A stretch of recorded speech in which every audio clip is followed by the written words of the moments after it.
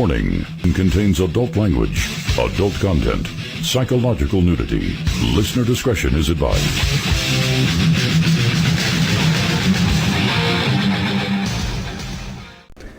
So today I switched up my mics, so I should have better sound, and I'd like to do a short commentary on this video I found on YouTube. A 97-year-old philosopher faces his own death.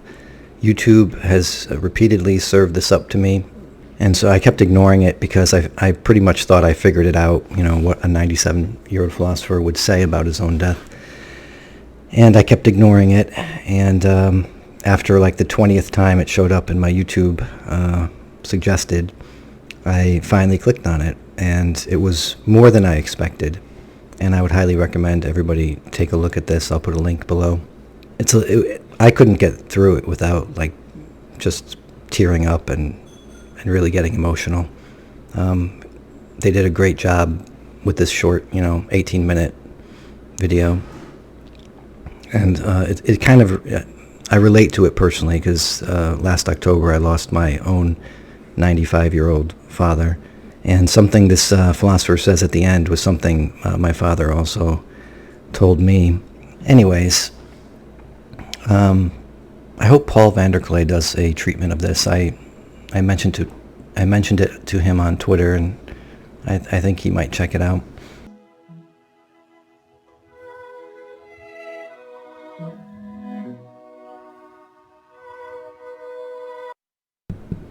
So I love how they open this, and you see this man laying in bed. I have a personal history taking care of elderly, sort of the family business, and I've met 206-year-old women, and I've taken care of, there's my cat also, if you can hear him, he's chiming in. I helped out a 98-year-old man for a while. That was a great experience, and I kind of relate to all of the things this guy is saying. I've personally witnessed it, and I've helped people out like this. And the way they open it here, to me, it resembles a man who could be dead. You don't know when someone's this old, if they're sleeping, if they're dead or alive. And I say this with all respect to this man. It's just the fact of nature. And it reminds me of something I've been thinking about a lot lately. It's the fact that when we go to sleep, we are altering our consciousness, right? It's another altered state of consciousness. And to me, if you take this in a Pageauian sense, I don't know what Pageau says about this, but to me, sleep is symbolic of death. And the reason, maybe one of the reasons why we have this cycle of sleeping and waking throughout our lives is to help us understand and deal with death.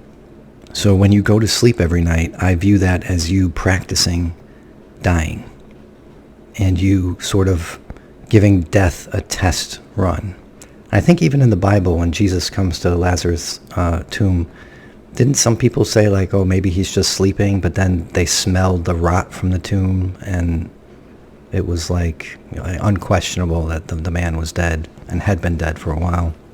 But I think people perhaps have always confused a death state with a sleeping state, especially if you're elderly and you're expected to perhaps die, at any time.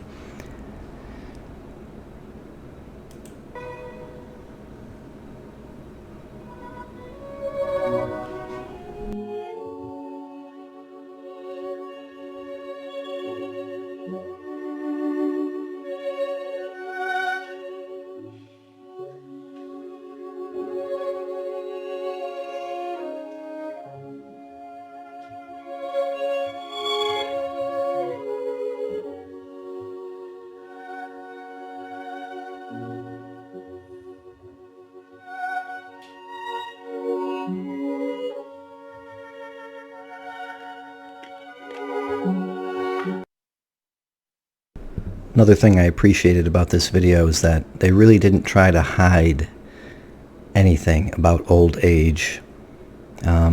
you could see there's some stains on his sweater. That's very realistic. Later on, I'll skip. Well, I'll fast forward it here. He's dressing himself. I don't want to get copyright claims, so I'm not going to play the whole video. And so he's dressing himself. He needs assistance dressing himself. He has an aide putting on lotion. His feet are edemic, or he looks to have some kind of heart problems because his feet are swelling. And they really don't try to mask the horrors of old age. Like, this is something that we all will experience if we live long enough. And you can see, you're almost a creature of your former self. You're not what you once were. And they go through, him getting dressed here. He sits down. She prepares him breakfast, and he starts talking. Here he is when he's young, and the contrast between the youthful pictures and the man as he is, or as he was in 2018. It can be shocking, and I think part of this aging process is, I think what Peugeot says, is sort of forcing you to be holier. And something I dealt with my grandmother, who's 96 or 97. No, she's 96 now, and she just got over COVID, by the way. Is that she's sort of similar to this man in her way of thinking. And I would often have conversations with my mother, who found it hard to deal with the way my grandmother responded to faith and the church and all of that. Is that maybe, God is bringing someone closer and closer to the cross until they're at the foot of the cross and there's just nothing but the cross. And it's inescapable.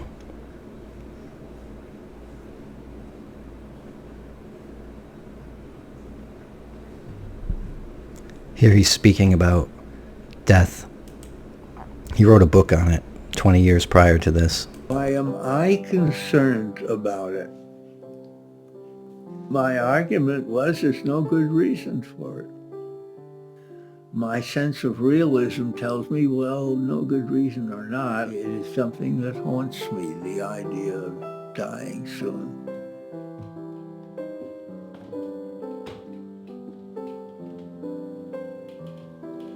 I often walk around the house and I ask myself, often out loud, what is the point of it all?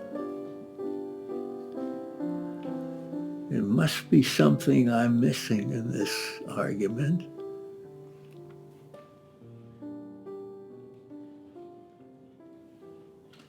I wish I knew. And I think it's deeply tragic that,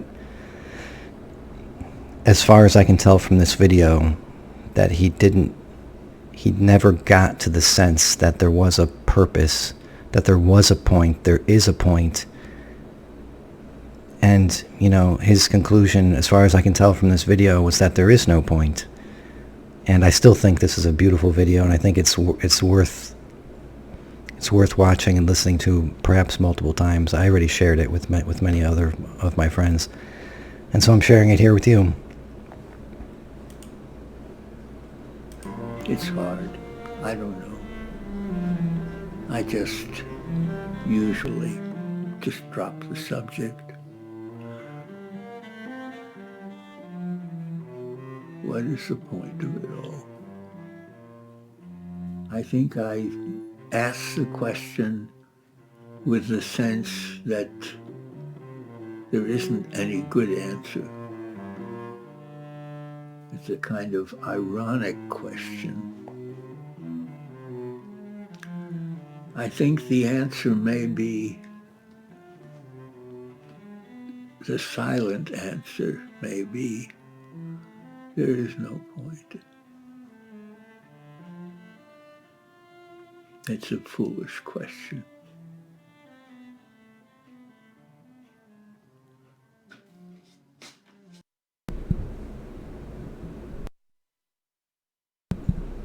So as deeply as he might have thought about the question, and again, I don't know how, I'd really love to see some of his books, although I think this later stage of his thinking is the more realistic stage of his thinking, because he'll mention that, you know, when he was writing those books and when he was thinking about it as a professional philosopher, it was a theoretical question, the problem of death.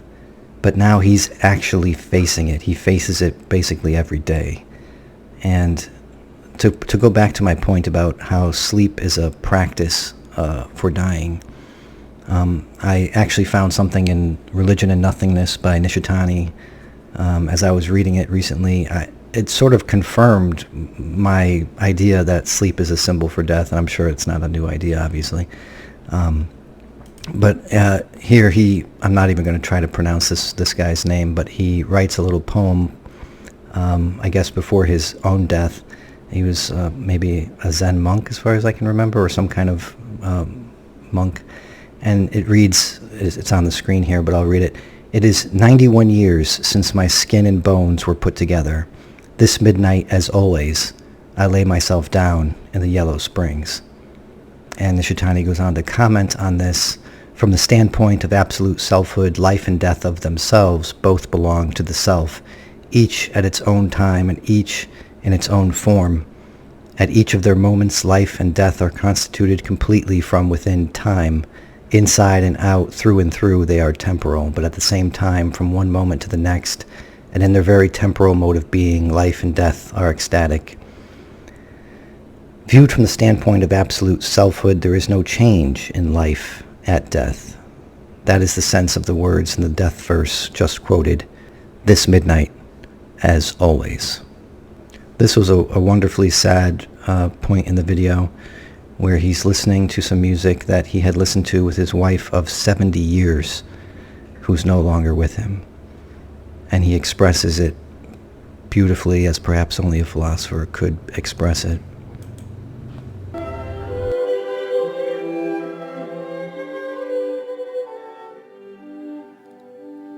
If I had to say something, I would say that loneliness and absence is absolute part of my life. And that has to do with my wife. We were very close. We were married for probably around 70 years. And that is another dimension of this whole situation that I am preoccupied with at times, because she's gone, and she has been for several years, and I feel that a part of me is gone.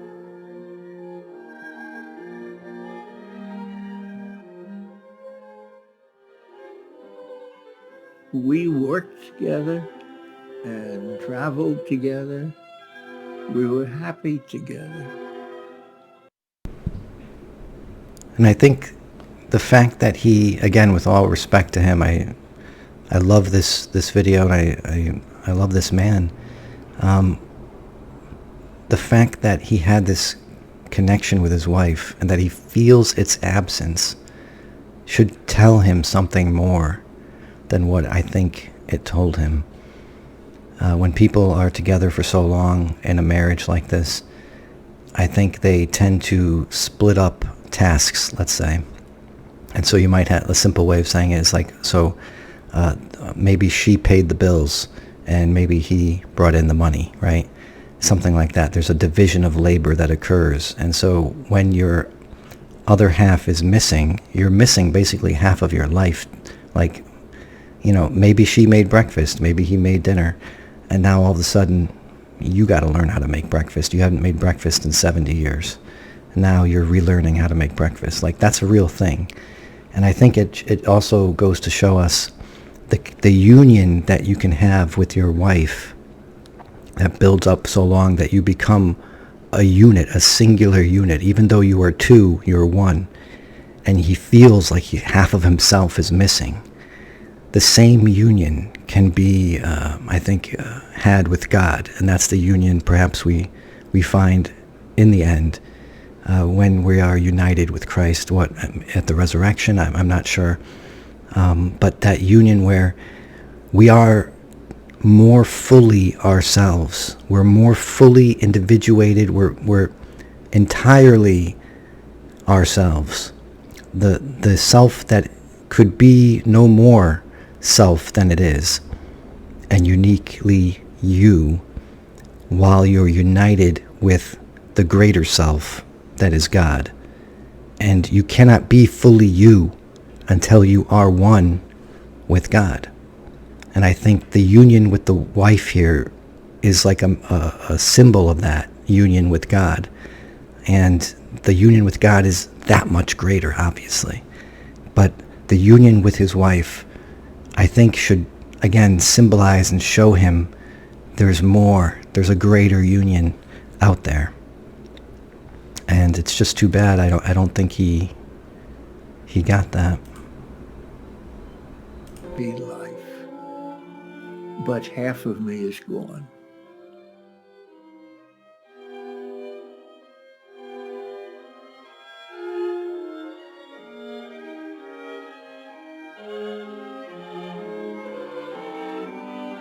Her absence has been to me for a number of years now, has been a presence, an absence which was present to me.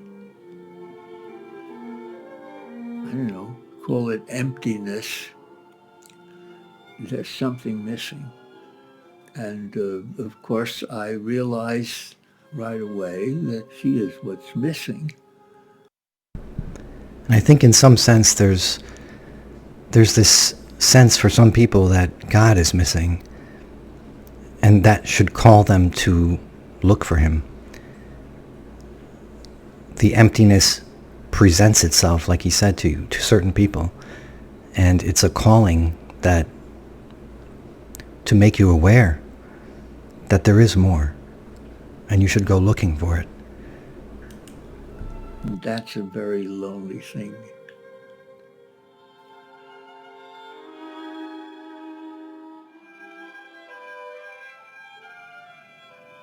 I was with her even when she was dying.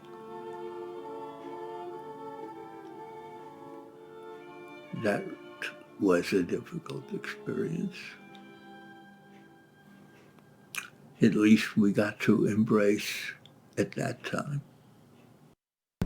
And again, this is reminding me of my own personal life. I would witness my grandmother sitting at the end of her bed with a picture of my grandfather who died when I was born of pancreatic cancer. And she would be weeping, holding his picture.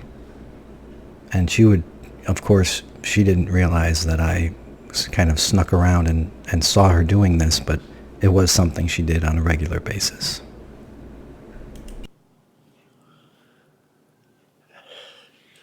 That's something I used to listen to with Leslie right here.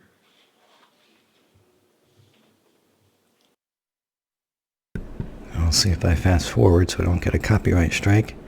I should be afraid of it. What does it mean that I'm going to leave? And again, going back to the metaphor or the symbol of sleeping as death, it means you're going to go and you're going to be somewhere else. While you sleep, you enter the dream world, and in the dream world, you don't question all that is in your life previous to entering the dream world, right?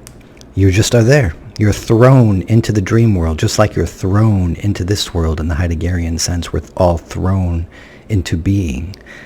And I think sleeping and dreaming shows us that, again, symbolically, at death, we can be thrown into another existence. And according to Kastrup believes that we won't even question. Just like we don't question the death of our dream selves when we wake up, we won't question the living selves that we've known all our lives, that's gone. It'll just be like we woke up from a dream, like this whole life will be the dream that we wake up from at death, and we'll be thrown into another kind of life. I think that's kind of a beautiful way of looking at it, although I'm not sure, who can know if we're going to be, if we won't recall ourselves as we know ourselves today. But it is an interesting way of looking at it. And here he gives some tragic observations again, which I'll play. As I sit out now on my deck of the house, I look at the trees blowing a little in the breeze, and I've seen them innumerable times, but somehow seeing the trees this time is a transcendent experience. I see how marvelous it is, and I think to myself, I've had these here all along, but have I really appreciated them? And the fact is that I have not, until now. That's something my own father told me, again, when I was younger, when I was around 16. He would say to pay attention to the leaves in the fall. Like, he was always so busy in his life running his businesses, and he had 10 kids, and he never had time to really sit and appreciate nature and to experience the transcendence that nature can provide us. And so I've been diligently trying to practice that in my own life, to take time and be in nature and really experience it as a transcendent experience. Some of my I've mentioned this before, when I took ayahuasca, one of the senses I got is that we're here living in the world because in this state of being, certain things can be put into focus, like you need a certain kind of lens to see something.